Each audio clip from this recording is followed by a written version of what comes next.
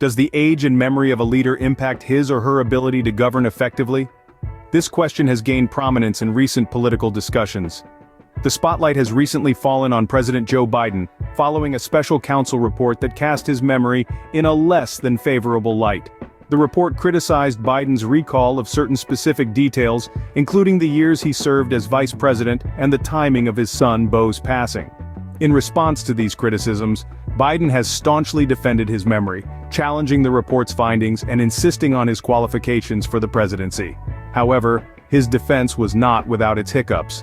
A notable gaffe occurred during his press conference when he mistakenly referred to a conversation with the president of Mexico, when he meant Egypt. The debate around Biden's age and memory is not a new one. It has been a consistent concern throughout his presidency, but the direct criticism of his memory in this recent report has intensified the discussion. The question now is, how will these concerns impact his ability to govern effectively?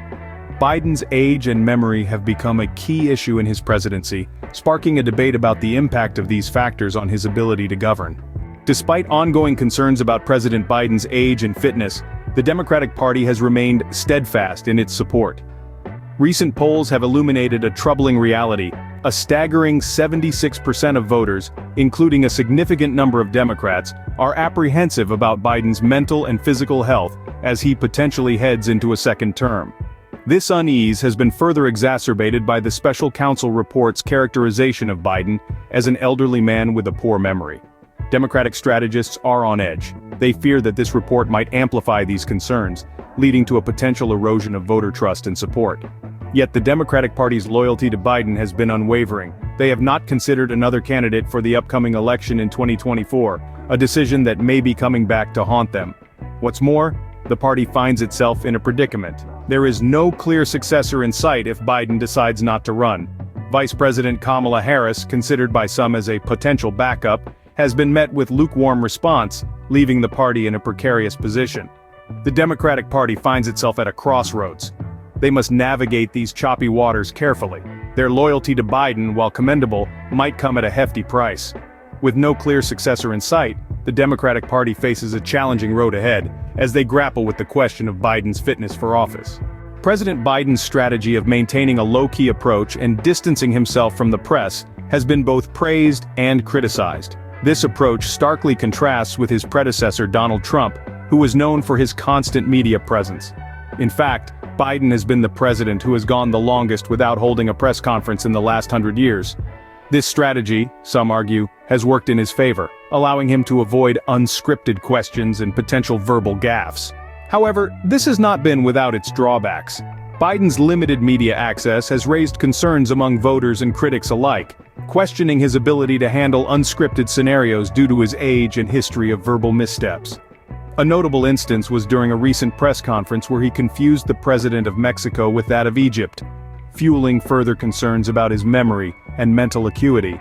Yet, Biden's strategy goes beyond just distancing himself from the press. He has been active in issuing executive orders and addressing the nation, demonstrating his ability to lead despite the concerns surrounding his age and memory. Public perception of Biden's strategy is mixed.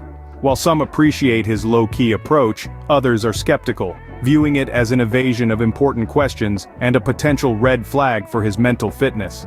Despite these concerns, it's crucial to remember that Biden won the election by a significant margin using this very strategy, demonstrating its potential effectiveness.